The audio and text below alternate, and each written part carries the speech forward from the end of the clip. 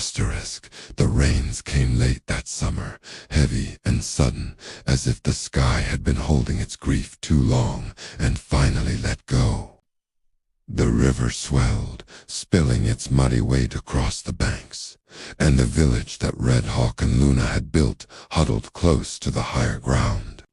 The people worked together, digging trenches, raising makeshift walls, pulling children back from the water's greedy edge. Luna stood in the doorway of their cabin, shawl pulled tight against her shoulders, the boy now strong enough to toddle beside her, clutching her fingers as he laughed at the rain.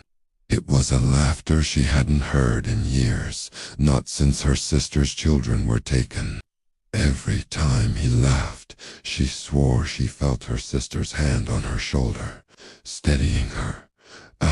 Red Hawk came up behind them, his limp still heavy from the wound he'd taken, though he hid it as best he could. He carried 2 sacks of grain over one shoulder and a bucket in the other. When he saw the child's laughter, his face softened. Not often did his face soften, but when it did, Luna always caught her breath. He set the grain down, crouched, and pulled the boy into his arms, letting the rain soak through his shirt without care. Luna watched him, and in that moment, it didn't matter that he was a man hunted by armies and ghosts. Here, he was simply Silas, a man who let a child's laughter ease the weight of 1,000 scars. But peace is never long in a land claimed by greed. By autumn, word of their settlement had spread too far. Travelers spoke of a place beyond the border, where no man ruled another, where Apache, black, white, and mestizo broke bread without chains. To some, it was a dream worth following. To others, it was a threat worth crushing. Soldiers along the border began to whisper about Red Hawk's camp. Mexican landowners sent letters to officials demanding it be dismantled. And men like Boone, who had once bled but not died, stirred in the dark places of the world, nursing hatred with every rumor carried their way. One evening, Luna found Red Hawk sitting alone by the river. His rifle lay across his lap, but his gaze was fixed on the horizon where the sun dipped low, staining the sky in bruised colors. She sat beside him, brushing her skirt clean of dust, and waited. Silence was often the only language he trusted. They will come, he said at last.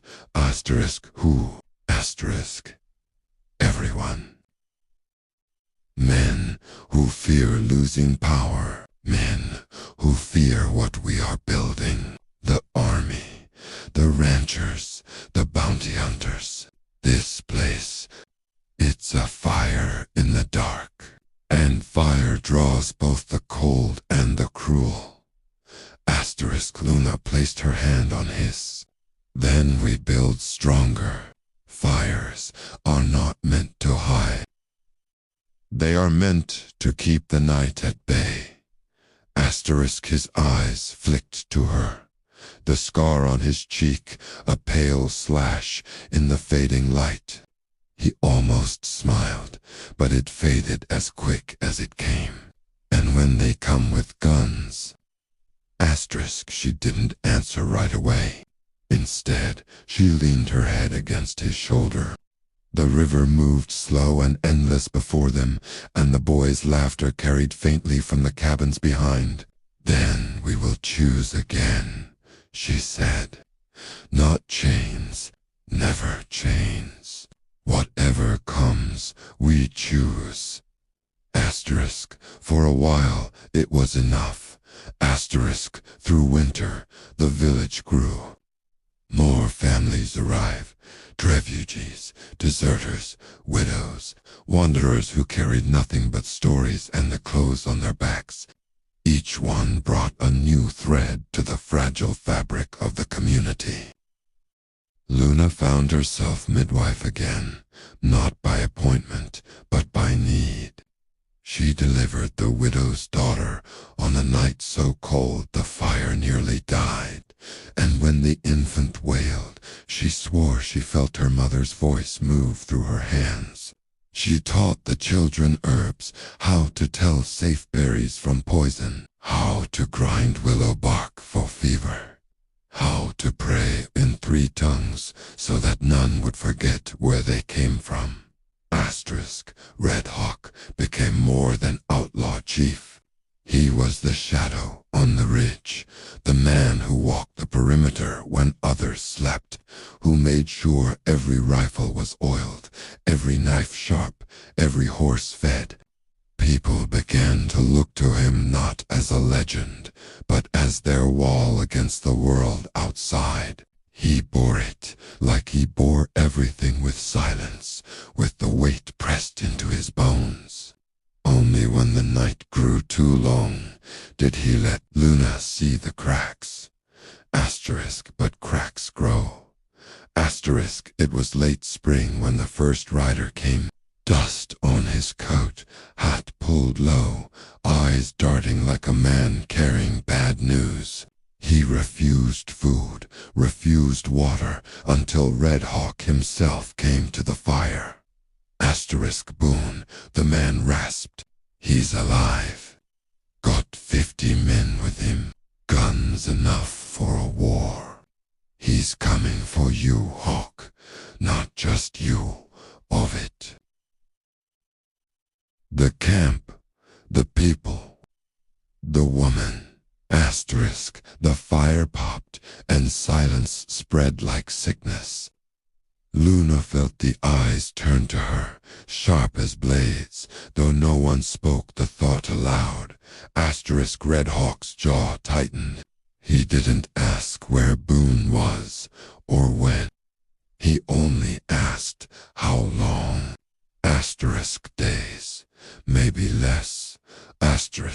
The rider left before dawn, as quickly as he had come. That night, Red Hawk called the camp together. They gathered around the fire, shadows flickering against the canyon walls. Men and women, scarred and weary, children clinging to skirts, all of them silent. Red Hawk stood, shoulders squared, though his limp was worse in the FIRELIGHT. They are coming, he said. Boone and his men. You all know what that means. A murmur rippled through the crowd. Some faces hardened. Others paled. One man spat into the dirt. We can leave, someone said. And go where? Another snapped. Back to chains. Back to fields. Red Hawk raised a hand, silencing them. His eyes swept the circle, steady and sharp. You built this place. You made it with your hands, your backs, your blood. They want to take it, not because they need it, but because it proves we can live without them. They fear what we are. So, I ask you now, not as your chief, not as outlaw, but as one of you. Do we stand? Silence. Then a woman's voice, cracked but strong. We stand. Another followed. Then another. Until the canyon echoed with voices, ragged but fierce. Luna watched him then, watched the way he nodded once, almost to himself, as if confirming what he already knew. When his gaze met hers across the fire, it was not the outlaw she saw, but the man who had cut her chains. And she understood he had never been fighting for legend. He had been fighting for this. The battle came 3 nights later. Asterisk, the first shots rang out under a half-moon, shattering the stillness like glass. Boone's men swept in from the north, rifles blazing, torches raised. The village erupted, children pulled into cellars, women rushing water to the flames, men and women both taking up arms. Red Hawk barked orders, his voice cutting through the chaos like a blade. Asterisk, Luna found herself at the healer's post, tending the wounded as fast as they came. Blood slicked her hands, screams filled her ears, but she did not falter. The boy slept hidden beneath blankets, guarded by an old soldier too lame to fight, but not too lame to defend with a pistol. Asterisk, through the smoke she saw Red Hawk, moving like a storm, rifle in one hand, knife in the other. He fought with a fury that came not from hatred, but from the refusal to yield. For every man Boone brought, another fell to the earth. But they were many, and the camp was small, and the night stretched long. Asterisk, at the height of the fight, Luna saw Boone himself. Broad-shouldered, face twisted with scars and rage, eyes burning with the promise of destruction. He shouted above the gunfire, calling Red Hawk's name, daring him to come forward. Asterisk, Red Hawk did not answer. Instead, Luna stepped from the healer's tent, rifle in her hands, blood on her dress. She leveled the barrel at Boone, steady though her heart thundered. Boone sneered, Asterisk, you. He spat. The squaw. They chained like cattle. Asterisk, her finger tightened on the trigger, but before she could fire, Red Hawk was there. He struck Boone like a shadow come alive, knife flashing in the firelight. The two men crashed into the dirt, fists and blades, blood and grit. The camp seemed to hold its breath, every shot, every scream dimming as the two figures fought at the center of it all. Asterisk, it ended fast. Red Hawk's knife drove deep, and Boone's rage crumbled into silence. He fell, eyes wide, mouth open, and the earth took him. Asterisk, the rest fled. Not because they were beaten, but because their leader was gone. Without Boone, there was no reason to stay. The night grew quiet again, save for the crackle of fire and the sobs of the wounded. Asterisk, Luna dropped her rifle. Her hands shook now, not from fear, but from release. She looked across the smoke and flames, and Red Hawk was looking back at her. Blood streaked his face, his clothes, his knife, but his eyes were clear. Asterisk, he walked to her, slow, heavy, with pain and weariness, and when he reached her, he said only, "You chose to stay." Asterisk, she touched his cheek, scar against scar. Always. Asterisk, by dawn, the fires were out, the dead buried, the wounded tended. The village still stood, scarred, smaller, but alive. And in that fragile dawn, Luna knew what freedom meant. Not safety, not peace, but choice. Always choice. Asterisk, the boy woke with the sunrise, his laughter breaking the silence, bright and defiant. Red Hawk lifted him high into the new day, and for the first time since Dust Rock, Luna let herself smile without weight. Asterisk, because this was theirs, not given, not stolen, chosen. Asterisk, the years did not pass quietly, but they passed. Seasons came and went, each one leaving its mark on the land and the people who called it theirs. The village by the river grew from a cluster of tents and cabins into something sturdier, steadier.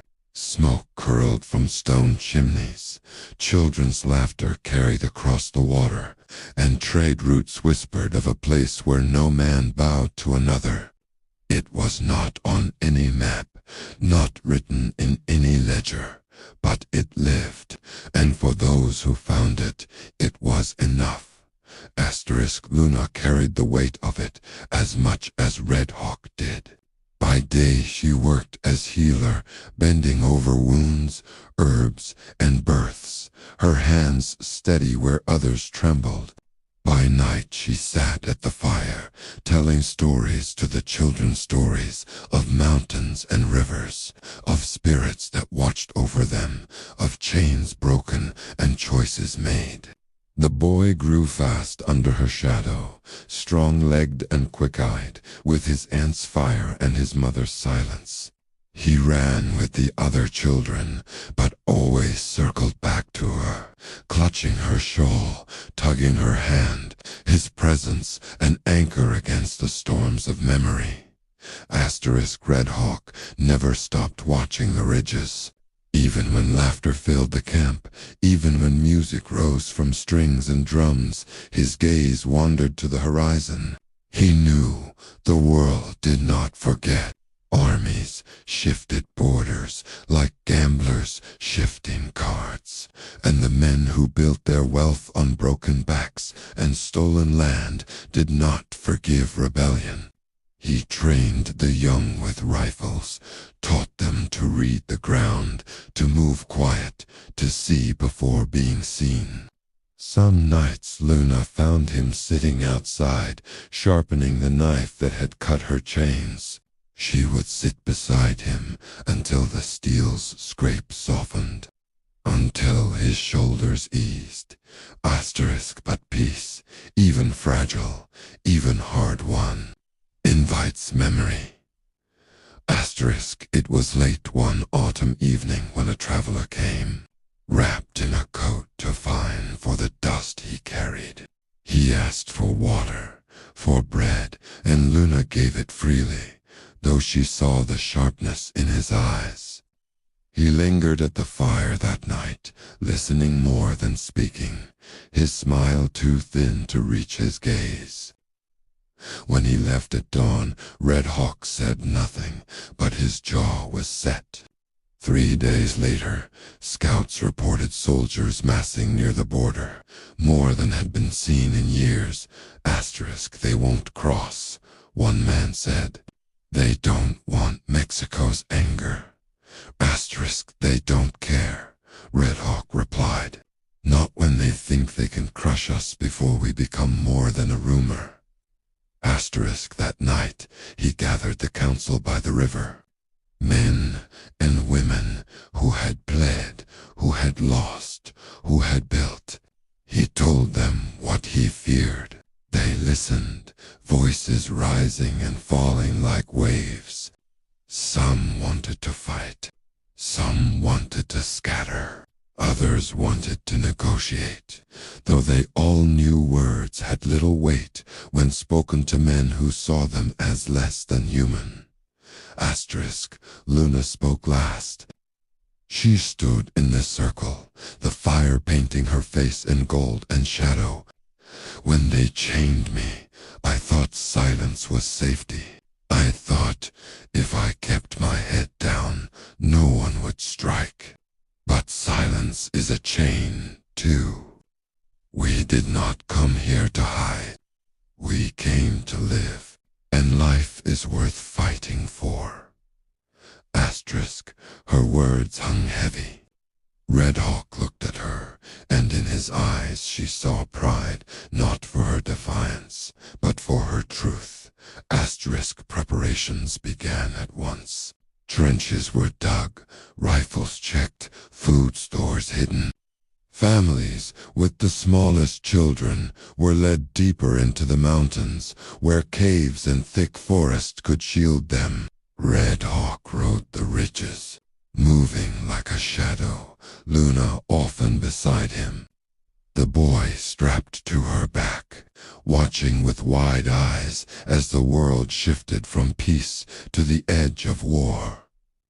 Asterisk, the soldiers came at dawn, their boots striking rhythm against the earth, their rifles gleaming. Banners snapped in the wind, the emblem of a government that had never kept its promises. They did not come to talk. They came to erase. Asterisk, the first volley shattered the morning. The village answered with rifles of their own, smoke curling into the sky. Red Hawk moved through the fight like a storm, his limp forgotten, his knife and rifle speaking louder than his voice ever had. Luna worked where the battle spilled, dragging the wounded, pressing cloths to bleeding wounds, whispering prayers through gritted teeth. She had no weapon but her hands, and they were steady even when her heart was not. Asterisk, hours bled into one another. The soldiers pressed harder, their numbers endless, their discipline sharp. But the village fought with desperation, with the knowledge that there was nowhere else to run. The river ran red, the ground torn and scarred, the air thick with gunpowder and screams. Asterisk, then came the fire. Torches hurled into cabins, flames catching dry wood, spreading fast. Smoke rose in thick plumes, choking the air, turning day into shadow. Panic threatened to break the lines, but Red Hawk's voice cut through, fierce and unyielding. Hold your ground. Asterisk, through the smoke, Luna saw him tall, scarred eyes burning with something more than survival. She saw the man who had cut her chains, who had chosen her freedom, who had built this place with his silence and his blood. And she knew what it meant to him, not just to live, but to prove they could not be broken. Asterisk, but even storms break. Asterisk, by afternoon, their lines faltered. Too many wounded, too many dead. Red Hawk staggered, blood seeping from a fresh wound across his side. Luna reached him as he fell behind a burning cabin. The boy clutched to her chest. Asterisk, you must go, he rasped, pressing a bloodied hand to hers. Take him. Take the people. Live. Asterisk, her throat tightened. No, I will not leave you. Asterisk, his eyes met hers, fierce and soft all at once. You are the fire. Luna, you carry it. I was only the spark. Asterisk, she shook her head, tears cutting lines through soot. We carry it together. Asterisk, a scream tore through the smoke. Soldiers pressed closer, rifles raised. Red Hawk pushed her back, raising his own weapon, though his strength faltered. He fired, each shot a promise, until the rifle clicked empty. Then he drew his knife, the blade that had once freed her, and stood tall, despite the blood running down his leg. Asterisk, Luna saw it, then the inevitability, the legend turning to flesh and bone before her eyes.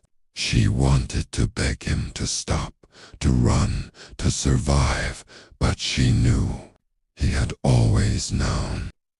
This was the cost.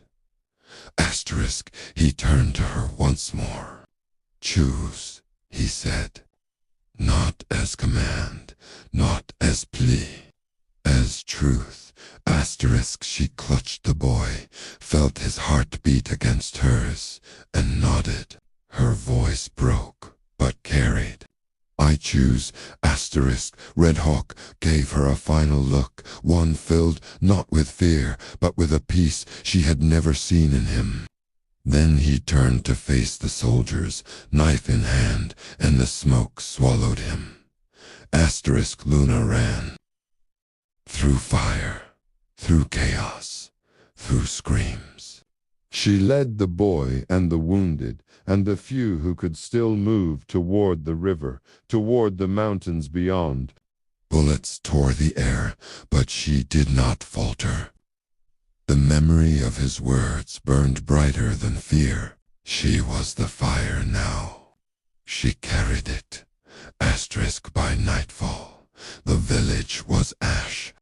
The soldiers left nothing behind but smoke and silence. But in the mountains, hidden among rocks and trees, survivors huddled close. Children clung to mothers, men pressed cloth to wounds, women whispered prayers, and Luna stood among them, shawl torn, hands bloodied, but eyes unbroken. The boy leaned against her shoulder, his breath soft, his eyes wide. Asterisk, she looked to the horizon, where the stars broke through the smoke. Somewhere beyond Red Hawk's blood lay in the earth. Somewhere beyond, his spirit walked free. She held the knife in her hand, its blade dull with soot, but unbroken. She remembered his words. If ever I use power to bind instead of free, remind me. She had no need to remind him now. His fight was over. Hers was not. Asterisk in time. The survivors built again. Not where the ashes lay, but deeper, quieter, hidden from the eyes of men who thought freedom a crime. They built not a village, but a memory, carried in stories, in songs, in children who learned to speak 3 tongues and never asked which name came first. And always they spoke of him, Red Hawk, the outlaw who was not legend, but man. The man who chose to free instead of own. The man who bled so others could live. Asterisk Luna lived long enough to see the boy grow tall, his jaw sharp like his uncle's, his eyes steady like hers. She lived long enough to see women carry babies into the world with her herbs, to see men return from hunts with laughter, to see children race through the trees without fear. And though her heart carried scars deeper than any wound, she never forgot. Asterisk at the end, when her hair had silvered and her hands trembled, she sat by the river where it all began. The boy, now a man, knelt beside her. She pressed the knife into his palm, the blade wrapped in cloth worn smooth by years. Asterisk, remember, she whispered, freedom is not given, it is chosen. Every day. Asterisk, he nodded, his grip steady, his eyes bright with tears. Asterisk, the river moved slow and endless before them, carrying memory, carrying loss, carrying hope. Luna closed her eyes, and for a moment she felt the sun of dust rock on her face, the weight of chains on her wrists, the sound of them breaking. She felt his hand in hers, steady, scarred, certain. Asterisk, and she smiled.